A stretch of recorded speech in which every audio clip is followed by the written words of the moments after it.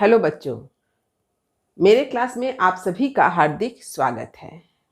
आज मैं आप लोगों के समक्ष हरिशंकर परसाई द्वारा रचित कहानी मैं नर्क से बोल रहा हूँ के प्रश्न उत्तर चर्चा को लेकर उपस्थित हूँ। आज का यह विषय आरंभ करने से पहले मैं आप लोगों को बताना चाहती हूँ कि इस कहानी से संबंधित एक वीडियो मेरे चैनल पर अपलोड है। आप उसे अवश्य देखें। उस वीडियो का लिंक जो है डिस्क्रिप्शन बॉक्स में दे दिया गया है, क्योंकि वह वीडियो कहानी के सारांश से संबंधित है। तो कहानी को अच्छी तरह से समझने के लिए उस वीडियो को जरूर देखें और कहानी के सारांश को अच्छी तरह से समझ लें। तो आज मैं यहाँ पर जिन प्रश्नों को लेकर आपके समक्ष उपस्थित हूँ, वे सभी प्रश्न जो है MCQ और SAQ से संबंधित जो भी प्रश्न आपके परीक्षा में पूछे जाते हैं उन्हीं के बारे में है। लेकिन ऐसा नहीं है कि इन प्रश्नों को पढ़ने के बाद, इन प्रश्नों के उत्तर को जानने के बाद आप इस पाठ से संबंधित किसी अन्य प्रश्न का उत्तर ना लिख सके, ये हो ही नहीं सकता है। क्योंकि यदि आप इन सारे प्रश्नों को पढ़ लेंगे, अच्छी तरह से इसके उत्तर को समझ लेंगे, तो इस पाठ से संबंधित कोई भी प्रश्न अगर आपसे पूछा जाता है तो आप उन सारे प्रश्नों के उत्तर को बड़े ही सरलतापूर्वक लिख पाएंगे। तो आज का यह वीडियो काफ़ी इम्पोर्टेंट है। खूब ध्यान से सुनिए और अच्छी तरह से प्रत्येक प्रश्न को समझते हुए उसके उत्तर को भी समझिए। तो आज का पहला प्रश्न क्या है, देखिए। पहला प्रश्न है, मैं नर्क से बोल रहा हूं, यह किनकी रचना है? उत्तर है हरिशंकर परसाई। आप सोच रहे होंगे कि यह हरिशंकर परसाई द्वारा ही लिखा गया है। फिर से मैडम इसी प्रश्न को पूछ रही हैं कि इस कहानी के लेखक कौन है या कहानीकार कौन है। तो आप यहाँ पर इस बात को ध्यान दीजिए कि हरिशंकर परसाई आपको अगर याद है तो उसके स्पेलिंग को भी आपको याद रहना चाहिए, क्योंकि परीक्षा में यदि आप स्पेलिंग में कहीं गलती कर देंगे तो आपके अंक जो है काट लिए जाएंगे। तो इस बात को ध्यान में रखकर प्रत्येक शब्द के स्पेलिंग को खूब अच्छी तरह से समझते हुए उसे याद कर लीजिए। अगला प्रश्न देखिए, पत्थर पूजने वाले किसे कहा गया है? उत्तर है आम मनुष्यों को पत्थर पूजने वाले कहा गया है। तो पत्थर पूजने वाले से क्या तात्पर्य है कि देखिए, हमारे हिंदू धर्म में क्या होता है कि सभी लोग मूर्ति पूजा करते हैं। मूर्ति किससे बनाई जाती है? मिट्टी की होती है या नहीं तो पत्थर से होती है। या फिर एक साधारण सी बात है कि आप लोगों ने गांव में देखा होगा कि किसी पीपल के पेड़ के नीचे या किसी पेड़ के नीचे क्या होते हैं, कुछ पत्थर रख दिए जाते हैं और उन्हें ही देवी देवता मानकर पूजा जाता है। इसीलिए यहाँ पर कहा गया है पत्थर पूजने वाले, क्योंकि हम सभी जो हैं पत्थर रूपी देवता, क्योंकि हम सभी किसकी पूजा कर रहे हैं? भगवान की पूजा कर रहे हैं। लेकिन उसका रूप कैसा बना के रखे हुए? पत्थर का, पत्थर से वो निर्मित है। इसलिए कहा गया है पत्थर पूजने वाले, जिसका मतलब क्या है? हम सभी आम मनुष्य, हम सभी साधारण मनुष्य को यहाँ पर कहा गया है पत्थर पूजने वाले।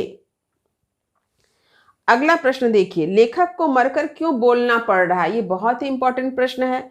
इस बात को आपको समझना भी पड़ेगा। आपको भी लग रहा होगा कि लेखक क्यों मरकर बोल रहे हैं, तो इसका उत्तर पहले देख लेते हैं। इसका कारण यह है कि मनुष्य जब तक जीवित रहता है तब तक उसकी कोई पूछ नहीं होती है। लोग आंख उठाकर भी उसकी तरफ नहीं देखते हैं, पर वही व्यक्ति जब मर जाता है तो उसकी कब्र पर चिराग जलाने जाते हैं, उसकी अस्थियों का विसर्जन गंगा नदी में करते हैं। देखिए, ये हमारे समाज की एक बहुत बड़ी विडंबना है कि हमारे समाज में जब तक लोग जीवित हैं लोग उसकी कद्र नहीं करते हैं, लेकिन वही व्यक्ति जब मृत्यु को प्राप्त करता है तो उसको लेके जुलूस निकाला जाता है, उसको जो है उसके कब्र में दिए जलाए जाते हैं, उनकी अस्थियों को गंगा नदी में विसर्जित किया जाता है। ऐसा हम लोग अपने समाज में अक्सर देखा है कि बहुत से ऐसे लोग हैं जो अपने माता पिता की ही परवाह नहीं करते, उनकी देखरेख ही नहीं करते हैं। लेकिन वही माता पिता की जब मृत्यु हो जाती है तो उसका बेटा क्या करता है? धूमधाम से उसका श्राद्ध कार्य करता है। उसके माता पिता को क्या पसंद है? वह ब्राह्मणों को दान देता है। उनकी अस्थियों का विसर्जन गंगा नदी में जाकर करता है। क्यों? वहां पर हम देखते हैं कि जिस व्यक्ति की मृत्यु हो गई, उसकी मृत्यु से पहले कोई पूछ नहीं थी, उसको कोई नहीं पूछता था, उसका बेटा उसे देखने भी नहीं आता था। लेकिन वही बेटा उसके मरने के बाद उसके लिए ताम झाम कर रहा है। तो ये हमारा समाज ही ऐसा है। बहुत सारे ऐसे लोग हैं, जब तक जीवित रहते हैं वे अन्याय का विरोध करते हैं, अत्याचार का विरोध करते हैं। उस समय लोग उसका साथ नहीं देते हैं, लोग उसको अपमानित करते हैं।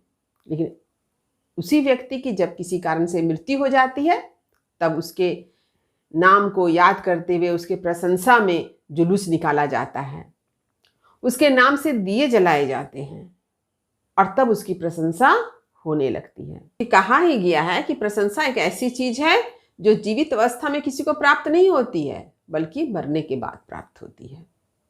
तो लेखक का इशारा इसी तरफ है, क्योंकि लेखक ने मैं नर्क से बोल रहा हूं में क्या प्रस्तुत किया? व्यंग प्रस्तुत किया। ये एक व्यंग प्रधान कहानी है। कहानी में हरिशंकर परसाई जी ने जीवन के सत्य का उजागर किया है। किस रूप में? व्यंग के रूप में।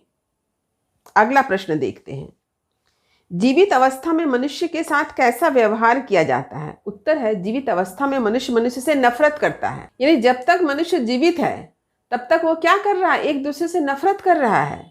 वहां मनुष्य के हृदय में कोई प्रेम भावना नहीं है, वहां एक दूसरे से द्वेष की भावना है। अगला प्रश्न देखिए, जीवन का तिरस्कार और मरण का सत्कार से लेखक का क्या आशय है? उत्तर है, जीवन का तिरस्कार से आशय है कि मनुष्य किसी को जीते जी यानी जीवित अवस्था में सम्मान नहीं दे सकता है। वह अन्य मनुष्यों के लिए हृदय में नफरत का भाव रखता है। वह स्वयं को ही श्रेष्ठ मानकर सभी का अपमान करता है। तो जीवन का तिरस्कार का यह अर्थ हुआ कि जब तक मनुष्य जीवित है तब तक क्या कर रहा है? खुद को ही श्रेष्ठ मानता है, दूसरे से नफरत करता है, खुद को श्रेष्ठ मानकर किसी का सम्मान करना नहीं चाहता है, वो अपने आप को ही बड़ा मानता है। मरण का सत्कार से आशय यह है कि जिस मनुष्य से हम नफरत करते हैं वह मनुष्य मृत्यु के बाद अचानक से श्रद्धेय बन जाता है। जो जीते जी सम्मान नहीं पाता है उसका मरने के बाद सम्मान होता है। जैसे सुकरात, एक उदाहरण मैंने यहाँ लिख दिया है। सुकरात, किसी की मृत्यु के बाद उसके प्रति श्रद्धा या सम्मान व्यक्त करना ही दुनिया का नियम है। तो मरण का सत्कार से तात्पर्य यह है कि जीते जी जिस मनुष्य का सम्मान नहीं होता है उस व्यक्ति का सम्मान मरने के बाद होता है। मैंने एक उदाहरण दिया सुकरात का। सुकरात को जीते जी जहर पीना पड़ा। उन्हें यह सजा दी गई थी कि उन्हें जहर को पीकर मृत्यु को प्राप्त करना होगा। यानी उनके प्रति लोगों में कितनी नफरत थी। लेकिन वही सुकरात की जब मृत्यु हो गई तब लोगों के मन में उनके प्रति सम्मान बढ़ गया। ऐसे बहुत से उदाहरण हैं हमारे समाज में जहां पर आप लोगों ने ऐसा देखा है। अगला प्रश्न देखिए, नर्क में ऐसी कौन सी घटना घटित हुई कि लेखक को अपनी जुबान खोलनी पड़ी? उत्तर है, नर्क में लेखक की मौत को लेकर बड़े बड़े लोगों में चकचक हो गई, मैंने विवाद हो गया, वाद विवाद। लेखक की मौत के बारे में मंत्री ने संसद में कहा कि उसकी मौत भूख से नहीं हुई बल्कि लेखक ने आत्महत्या की। इसके साथ ही लेखक ने स्वर्ग और नर्क को जो दीवार अलग करती है उसके सेंध से देखा कि उसका प्यारा कुत्ता स्वर्ग में है। तो इसी बात की जो है चर्चा हुई नर्क में कि लेखक को अपनी जुबान खोलनी पड़ी। प्रश्न है, लेखक की मृत्यु के बारे में अन्न मंत्री ने संसद में क्या कहा? उत्तर है, लेखक की मृत्यु के बारे में अन्न मंत्री ने संसद में कहा कि लेखक की मृत्यु भूख से नहीं हुई बल्कि लेखक ने आत्महत्या की है। प्रश्न देखिए, लेखक को अपना कुत्ता युधिष्ठिर के कुत्ते से भी प्यारा क्यों था? ये बड़ा ही इंटरेस्टिंग प्रश्न है। देखिए, लेखक की स्त्री एक धनी के साथ भाग गई थी, तभी से यह कुत्ता उनका संगी रहा। कुत्ता ने लेखक को कभी छोड़ा नहीं बल्कि मरा भी साथ में। यानी यहाँ पर लेखक ने व्यंग किया है कि मनुष्य मनुष्य का साथ छोड़ देता है, लेकिन एक पशु जो है वह मनुष्य का साथ नहीं छोड़ता है। तो यहाँ पर जैसे लेखक की पत्नी जो है एक धनी के साथ भाग गई, लेकिन उनका कुत्ता जो है कभी भी उनका साथ नहीं छोड़ा बल्कि दोनों ही एक साथ ही मरे। इस तरह से लेखक ने यहाँ पर एक व्यंग्य किया है। प्रश्न देखिए, मृत्यु लोक के बारे में परसाई जी ने क्या बतलाया है? तो उत्तर क्या है? देखिए, मृत्यु लोक में फरियाद नहीं सुनी जाती है, वहां फरियादी को ही दंड दिया जाता है। सरकारी तंत्र यानी शासन व्यवस्था में शिकायत करने वालों को दंडित किया जाता है। सरकारी कामकाज के तरीके इतने पेचीदे और मनमौजी हैं कि यदि कहीं आग लग जाए तो उसे बुझाने का ऑर्डर आने में साल भर लग जाता है। तात्पर्य यह है कि आदमी जब जरूरतमंद हो तो उसे कोई सहायता नहीं मिलती है। तो मृत्यु लोक यानी इस धरती को मृत्यु लोक कहा गया है। तो इस मृत्यु लोक के बारे में क्या बताया गया है कि यहाँ पर ऐसी शासन व्यवस्था है कि इस शासन व्यवस्था में अगर कोई व्यक्ति अपनी फरियाद लेकर सरकारी तंत्र तक पहुँचता है तो उसकी फरियाद नहीं सुनी जाती है। तो यह कह कर के लेखक ने यहाँ पर हमारी जो शासन व्यवस्था है उस पर व्यंग्य किया है। जैसे कि उन्होंने एक उदाहरण दिया कि यदि किसी के घर में आग लग जाती है तो लोग अगर इस बात की सूचना सरकारी तंत्र तक पहुंचाते हैं तो वो इतनी खोजबीन करता है कि कहाँ आग लगी, कैसे आग लगी, और एक इस पूरे प्रक्रिया में इतना समय बीत जाता है कि जहाँ आग लगी थी वहाँ सब कुछ जलकर राख हो गया। और ऐसा कि साल भर बाद जो है उन्हें आदेश मिलता है कि अब आग बुझाने जाना है। यानी हर काम में काफ़ी देर होती है। ऐसी एक कहानी है हरिशंकर परसाई जी की भोलाराम का जीव, जहाँ पर पेंशन को लेकर के एक समस्या खड़ी होती है कि भोलाराम जो है वो रिटायरमेंट हो चुका है उसका, लेकिन इसके बावजूद भी उसका पेंशन का कागज आज तक नहीं बना, आज तक पास नहीं हुआ, और उसकी मृत्यु भी हो गई, लेकिन उसका पेंशन का जो कागज है फाइल में ही पड़ा रहा। तो हमारे देश की जो व्यवस्था है, हमारे देश की जो शासन व्यवस्था में जो हर काम इतने देर से होता है, किसी जरूरतमंद की जरूरत को पूरा नहीं किया जाता है, इस बात की तरफ लेखक ने इशारा किया है। अगला प्रश्न देखिए, लेखक ने स्वयं को स्वर्ग का दावेदार यानी हकदार किस अर्थ यानी आधार पर बतलाया? उत्तर देखिए, लेखक का कहना है कि उसने पृथ्वी पर अन्याय सहा पर कभी प्रतिवाद नहीं किया। उसे उम्मीद थी कि उसे मृत्यु पश्चात न्याय मिलेगा। उसने जीवन भर कभी कोई बुरा या गलत काम नहीं किया। उससे मर जाना स्वीकार किया पर चोरी नहीं की, ना ही किसी के आगे हाथ फैलाया। इसी आधार पर लेखक ने खुद को स्वर्ग का दावेदार बतलाया। देखिए, यहाँ पर भी एक व्यंग्य है। हमारे समाज में एक ऐसी मान्यता है कि आप चुपचाप रहिए, आप कोई गलत काम मत कीजिए, किसी अन्याय का विरोध मत कीजिए, आप एक बगल चुपचाप बैठकर तमाशा देखिए। ऐसा करने वाले लोगों को लोग बहुत ही शांति प्रिय समझते हैं, और लेखक भी ऐसे ही हैं। तो उन्हें ऐसा लगता है कि उन्होंने तो कभी अन्याय का प्रतिवाद नहीं किया, भूख से मर जाना स्वीकार किया, लेकिन कभी चोरी नहीं की, तो उन्हें तो स्वर्ग मिलना चाहिए क्योंकि उन्होंने तो कभी गलत काम किया ही नहीं। लेकिन यहाँ पर एक बात ध्यान दीजिए कि अन्याय को देखकर चुप रहना ये तो सबसे बड़ा अन्याय है। तो इस बात की ओर इशारा किया है लेखक ने कि हम तो चुपचाप बैठते हैं, अन्याय होता देखते हैं और चुपचाप रहते हैं कि हमें इससे क्या मतलब, लेकिन सबसे बड़े अन्यायी तो हम ही बन गए क्योंकि हमने उस अन्याय को होते देखा है लेकिन उसका कोई प्रतिवाद नहीं किया। लेकिन हम प्रतिवाद ना करके खुद को क्या समझते हैं? बहुत समझदार समझते हैं, खुद को बहुत शांति प्रिय समझते हैं, और इस तरह से समाज में क्या होते हैं, अन्याय और बढ़ता ही जाता है। तो यानी अन्याय को बढ़ाने में हमारा योगदान है, तो इसलिए तो हमें स्वर्ग कैसे मिलेगा? लेखक का यही व्यंग्य है यहाँ पर कि यदि आप अन्याय होते देखते हैं और चुपचाप बैठे रहते हैं तो आप तो नर्क के अधिकारी हैं। लेकिन लेखक को क्या लगता है कि नहीं, उन्होंने तो ऐसा कोई गलत काम नहीं किया, कभी अन्याय का प्रतिवाद नहीं किया, कभी झगड़ा लड़ाई नहीं की, तो उन्हें तो स्वर्ग मिलना चाहिए। और इसी आधार पर भी अपने आप को दावेदार बताते हैं किसका? स्वर्ग का। अगला प्रश्न देखिए, लेखक ने आत्महत्या की, इस बात को कैसे सिद्ध किया गया? उत्तर है, भगवान ने लेखक से कहा कि तुम्हारे देश के अन्न मंत्री ने लिखा है कि तुमने आत्महत्या की। लेखक के शरीर के पोस्टमार्टम से यह बात सिद्ध हुई। प्रश्न है, संसद में प्रश्नोत्तर कितने दिन बाद हुए? उत्तर है, संसद में प्रश्नोत्तर लेखक के मृत्यु के 10 दिन बाद हुए। प्रश्न देखिए, लेखक के लिए अनाज से अधिक मौत सस्ती क्यों थी? उत्तर है, दिनों दिन बढ़ती महंगाई के कारण आज अनाज मौत से महंगी हो गई है। ये सारी कुव्यवस्था जमाखोरों पूंजीपतियों की देन है। लाखों लाखों टन अनाज सरकारी तंत्र की लापरवाही के कारण सालों साल बर्बाद हो रहे हैं। यही कारण है कि बढ़ती महंगाई में उनके लिए अनाज से अधिक मौत सस्ती हो गई थी। तो यह वहाँ पर भी एक व्यंग्य है जो लेखक ने प्रस्तुत किया है कि मनुष्य के जीवन का मोल जो है आज क्या है, बहुत ही कम हो गया है और अनाज जो है महंगी हो जा रही है। यानी अनाज को महंगा बनाने में किसका योगदान हम लोग देख रहे हैं? जमाखोरों, पूंजीपतियों। ये लोग क्या करते हैं? अनाज का भंडारण करते हैं और जब अनाज की कमी हो जाती है बाजार में, तब ये धीरे धीरे करके अनाज को अधिक दामों में बेचते हैं। तो इस तरह से हम देख रहे हैं कि मौत सस्ती हो गई और अनाज महंगा हो गया। तो लेखक ने यहाँ पर इस कुव्यवस्था, इस भ्रष्टाचार, इस जमाखोरी पर जो है एक व्यंग्य किया है। तो इसके पीछे जिम्मेदार पूंजीपति जमाखोर का तो है ही, लेकिन सरकारी व्यवस्था, सरकारी तंत्र का भी यहाँ पर हम लोग हाथ देखते हैं, क्योंकि अगर सरकारी तंत्र इस पर अपना काबू पा ले, इन जमाखोरों पर काबू कर ले, तो शायद महंगाई जो है आसमान ना छुए। प्रश्न देखिए, जिस दिन लेखक की मौत हुई उस दिन उनके घर के आसपास की स्थिति कैसी थी? उत्तर है, जिस दिन लेखक की मौत हुई उस दिन उसके घर के पास के अट्टालिका के पार रईस के लड़के की शादी थी। उसके पास हजारों बोरे अन्न थे। यहाँ पर भी देखिए, यहाँ जमाखोरी का उल्लेख है। आश्चर्य इस बात का था कि पुलिस उसकी रक्षा करती थी, कोई कुछ भी नहीं कहता था। तो यहाँ पर भी लेखक ने व्यंग्य किया है। अगला प्रश्न देखिए, लेखक को किस बात का संतोष था? उत्तर है, लेखक को इस बात का संतोष था कि उनकी मौत पकवानों के बीच हुई। यहाँ पर लेखक अन्न के अभाव की समस्या की ओर हमारा ध्यान केंद्रित करना चाहते हैं। आम आदमी को जो भी मिल जाता है उसे भगवान की इच्छा मानकर संतोष कर लेता है।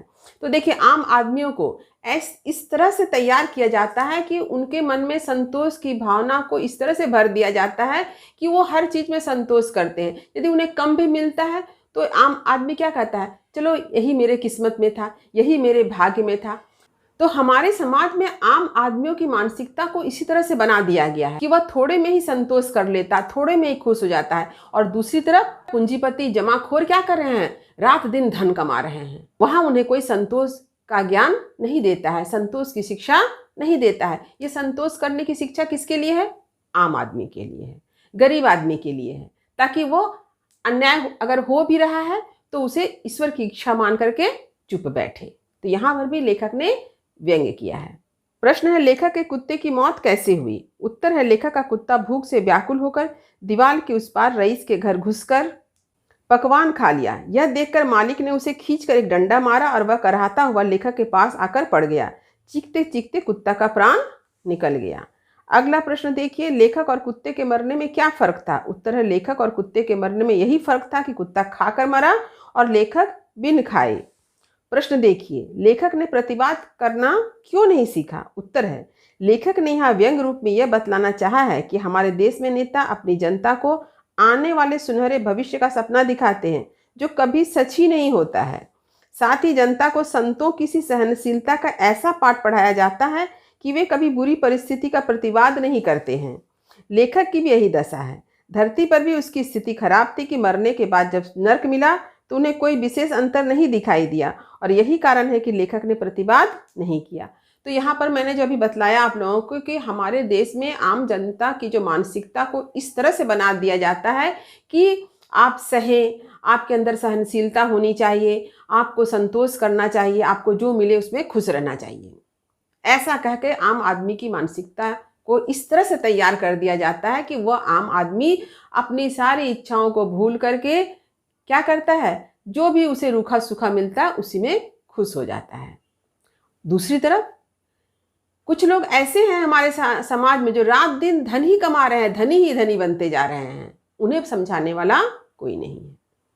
हमारे देश के नेता आम जनता को क्या एक सपना दिखाते हैं कि उनका एक अच्छा सपना जो है, सुनहरा भविष्य का सपना पूरा होगा, लेकिन वो सपना कभी पूरा नहीं होता। देखिए, लेखक की पूरी कहानी सुनने के बाद भगवान ने अपना क्या निर्णय सुनाया? उत्तर है, लेखक की कहानी सुनकर भगवान ने कहा कि तुम भूख से मरने पर भी नर्क में रहोगे और कुत्ता स्वर्ग में। मंत्री ने झूठ बोला, इसलिए लेखक के बगल का कमरा झूठे मंत्री के लिए खाली होगा। जब लेखक ने अपनी पूरी आप बीती भगवान को सुना दी, इसके बाद भी भगवान ने अपना क्या फैसला सुनाया कि लेखक को नर्क में ही स्थान मिलेगा और उसका कुत्ता स्वर्ग में रहेगा। जिस मंत्री ने झूठ बोला उसके लिए लेखक के बगल वाले कमरे को खाली कराया जाएगा, यानी उसे भी नर्क में स्थान मिलेगा। प्रश्न देखिए, भगवान ने ऐसा न्याय क्यों किया? उत्तर है, भगवान ने अपने निर्णय का कारण बतलाया कि एक पशु विषम परिस्थितियों में अपना पशुत्व नहीं छोड़ता है और तुम लेखक, मैंने तुम यानी लेखक को कहा जा रहा है, मनुष्य होकर अपना मनुष्यत्व खोकर हार बैठते हो। जो कर्मठ है वही स्वर्ग का अधिकारी है, कायर अकर्मण्य तो नरक के अधिकारी है। तो भगवान ने ऐसा निर्णय इसलिए सुनाया था कि वो बताना चाहते हैं कि देखो, कुत्ता जो है वो पशु है, लेकिन पशु होकर भी वो अपने अधिकार को जानता है कि उसे छीन कर खाना है। इसलिए लेखक का कुत्ता क्या करता है, रईस के घर जाता है और वहां जाकर के भोजन खा लेता है।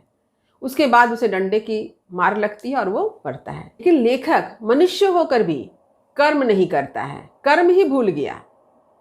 इसलिए भगवान कहते हैं कि तुम्हें जो है नरक ही मिलेगा, क्योंकि तुम कायर हो, अकर्मण्य हो। प्रश्न देखिए, दीवाल से क्या तात्पर्य? उत्तर है, दीवाल से तात्पर्य यह है, समाज में व्याप्त ऊंच नीच, अमीर गरीब भेदभाव की रेखा।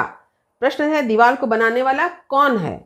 उत्तर है, दीवाल मनुष्य निर्मित है, क्योंकि ईश्वर ने इंसान बनाया है, पर समाज में भेदभाव की व्यवस्था मनुष्य निर्मित है। यानी यहाँ भी लेखक ने व्यंग किया है कि हमारे समाज में जितने सारे लोग हैं, ये सारे लोग यानी सारे इंसान को कौन बनाते हैं? भगवान बनाते हैं, ईश्वर निर्मित है। हम सभी इंसान जो है ईश्वर निर्मित हैं। लेकिन ये समाज में जो भेदभाव है, ऊंच नीच है, अमीर गरीब की जो रेखा हम लोगों ने खींच रखी है, ये तो मनुष्य निर्मित है, इससे भगवान ने नहीं बनाया। भगवान ने किसी को अमीर गरीब नहीं बनाया, ऊंच नीच नहीं बनाया। यहाँ पर धर्म जाति का भेदभाव किसने खड़ा किया है? मनुष्य ने खड़ा किया है, ईश्वर ने कभी खड़ा नहीं किया। प्रश्न देखिए, समाज में व्याप्त भेदभाव की दीवार कौन तोड़ सकता है? उत्तर है, समाज में ऊंच नीच अमीर गरीब की दीवारें लोगों के द्वारा खड़ी की गई है, यानी मनुष्य के द्वारा खड़ी की गई है। अतः मनुष्य की बनाई दीवार को तोड़ने की जिम्मेदारी भी किसकी है? मनुष्य की है। ऐसे में बुद्धिजीवी का दायित्व तो बढ़ जाता है। वे एक तरफ गरीब जनता के दुख दर्द मजबूरियों को समझे, तो दूसरी ओर उन्हें उनके अधिकारों और दायित्वों के प्रति जागरूक करे, जिससे उनकी कमजोरी का लाभ उठाकर कोई उनका शोषण ना करे। तो ये समाज में ऊंच नीच की जो दीवार खड़ी की गई है, ये तो मनुष्य ने बनाई है, मनुष्य निर्मित है। तो इसे तोड़ने की जिम्मेदारी भी किसकी है? मनुष्य की है। समाज में जो लोग बुद्धिजीवी हैं, पढ़े लिखे, जो जागरूक लोग हैं, वो क्या कर सकते हैं? इस भेदभाव को मिटा सकते हैं, वे लोगों को जागरूक कर सकते हैं, कोई किसी का शोषण ना करे, इसके प्रति सबको सचेत कर सकते हैं। तो ये जिम्मेदारी किसकी बनती है? हम मनुष्यों की ही बनती है। अगला प्रश्न, भगवान ने क्रोधित होकर लेखक से क्या कहा, अथवा कहानी में निहित संदेश को संक्षिप्त रूप में लिखें। यानी इस प्रश्न का उत्तर को जब मैं लिख रही थी तो मुझे लगा कि ये कहानी का संदेश भी हो सकता है, इसलिए मैंने एक प्रश्न बना दिया कि कहानी में निहित संदेश को संक्षिप्त रूप में लिखें। तो क्या है देखिए, भगवान ने अत्यंत क्रोधित होकर लेखक से कहा कि जो आलसी और अकर्मण्य होते हैं वे कभी कर्म नहीं करते हैं, बल्कि हर बात के लिए ईश्वर को पुकारा करते हैं। वे भाग्यवादी बन जाते हैं, उनमें धैर्य व साहस का भाव होता है, इसलिए वे कभी अपने जीवन में तरक्की नहीं कर पाते हैं। तो इस कहानी में लेखक ने जो बतलाया है कि भगवान क्रोधित हो जाते हैं अंत में, और क्या कहते हैं कि इस संसार में जो लोग आलसी हैं, कायर हैं, कमजोर हैं, उन लोग क्या करते हैं? हर बात के लिए भगवान भगवान करते हैं, देव देव करते हैं। तो ऐसे लोग कभी आगे नहीं बढ़ते, ऐसे लोग कभी तरक्की नहीं कर पाते, क्योंकि ये तो भाग्यवादी है, भाग्य के भरोसे बैठे हुए हैं। वो क्या कहते हैं? किस्मत में जो लिखा है वही होगा, कुछ कर्म करने की कोई आवश्यकता नहीं है। अगर मेरे भाग्य में बड़ा बनना लिखा है तो मैं बन जाऊंगा, अगर मेरे भाग्य में अच्छा बनना नहीं लिखा है तो मैं कभी जीवन में अच्छा नहीं बनूंगा। तो भाग्य के भरोसे बैठकर जीवन गुजारना ये तो आलसी का काम है, अकर्मण्य का काम है।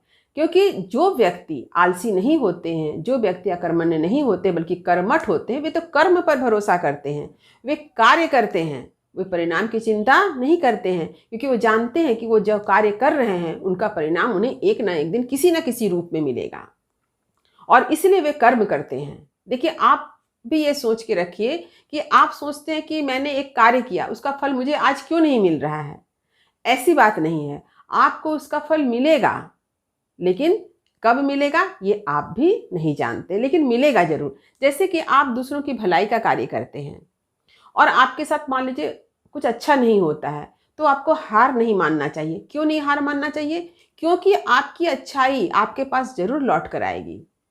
हो सकता है आज नहीं लौटेगी, लेकिन निकट भविष्य में जरूर लौटेगी, क्योंकि अच्छा का परिणाम हमेशा अच्छा ही होता है।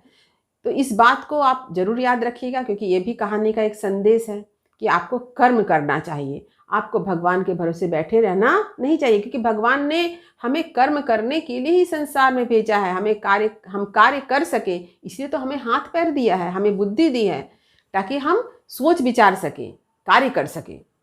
लेखक के माध्यम से भगवान ने कहा है कि वह भूखा रहकर मर गया, परंतु भोजन प्राप्त करने के लिए कोई कर्म नहीं किया। एक उदाहरण से यहाँ पर लेखक ने बतलाया है कि भगवान ने उसे तो हाथ पैर दिए थे, लेकिन उसने कोई कार्य नहीं किया, भूखा मरा, लेकिन भोजन प्राप्त करने के लिए कोई कार्य नहीं किया। भगवान ने मनुष्य को बुद्धि दी है, हाथ पैर दिया है, कार्य शक्ति दी है, फिर भी मनुष्य कर्म करना भूल गया। वह सब कुछ बिना परिश्रम के ही प्राप्त करना चाहता है, जिसके फलस्वरूप उसका पतन हो जाता है। तो ईश्वर ने मनुष्य को बुद्धि दी है, हाथ पैर दिए हैं, ताकि कार्य करने की क्षमता प्रदान की है, लेकिन मनुष्य चाहता है क्या है, बिना परिश्रम किए ही वो धनी बन जाए, बिना परिश्रम किए ही सफल हो जाए। किंतु ऐसा तो होता नहीं है। हम लोगों ने ऐसा समाज में बहुत सारे लोगों को देखा है कि जो बिना परिश्रम के धनी बन गए, लेकिन अंत में क्या होता है, वो जिस पाप कार्य से धनी बनते हैं, उस पाप का घड़ा एक दिन जब भरता है तो उसका पतन हो जाता है। ऐसे असंख्य उदाहरण आपको समाज में देखने को मिलेंगे। तो उस समय जो अच्छे लोग होते हैं, जो सच्चे लोग होते हैं, उन्हें अपने पर गर्व होता है कि उन्होंने कभी भी बुरे कर्म नहीं किए, कभी कोई पाप कार्य नहीं किया। तो इस बात की ओर लेखक ने इशारा किया है।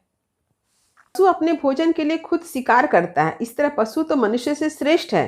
अतः आलस्य का परित्याग करके ही मनुष्य जीवन में सफल हो सकता है। यही कहानी का संदेश है। कहानी में कहानीकार ने एक कुत्ता का उदाहरण दिया है। ये कुत्ता क्या करता है, कुत्ता का काम है छीन कर खाना, तो वो क्या करता है, सच में छीन कर खाता है, वो अपने कर्म को भूलता नहीं है। लेकिन लेखक ने क्या बतलाया कि उसने कर्म करना छोड़ दिया। तो एक उदाहरण के माध्यम से उन्होंने कर्म का जो संदेश है वो हमें दिया है, और हमें आलस्य का परित्याग करना होगा, तभी हम जीवन में तरक्की प्राप्त कर सकते हैं। तो यही है इस कहानी का संदेश। तो देखिए, यहाँ पर आलस्य का परित्याग से संबंधित एक बात मैं यह कहना चाहूँगी कि आप सभी छात्र हैं, आपको भी परिश्रम करना चाहिए, आपको भी आलस्य नहीं करना चाहिए। क्योंकि यदि आप आलस्य करेंगे तो आप पढ़ने लिखने में क्या हो जाएंगे, कमज़ोर हो जाएंगे, पीछे रह जाएंगे। तो आप भी आलस्य का परित्याग कीजिए, क्योंकि परीक्षा नज़दीक है, और खूब मेहनत कीजिए, मन लगाकर पढ़िए और सफलता की ऊंचाइयों को प्राप्त कीजिए। तो उम्मीद करती हूँ कि आज का यह विषय मैंने जिस तरह से आप लोगों को समझाया है, यह आपको अच्छी तरह से समझ में आ गया होगा। तो आप वीडियो को ज़रूर लाइक करें और सभी पढ़ने वाले विद्यार्थियों में से शेयर भी करें। जो बच्चे मेरे चैनल पर नए हैं वे चैनल को सब्सक्राइब करना ना भूलें, ताकि हर नए वीडियो का नोटिफिकेशन उन्हें समय समय पर मिल सके। तब तक पढ़ते रहिए, जीवन में आगे बढ़ते रहिए। मेरी शुभकामनाएं आप सभी बच्चों के साथ है। धन्यवाद।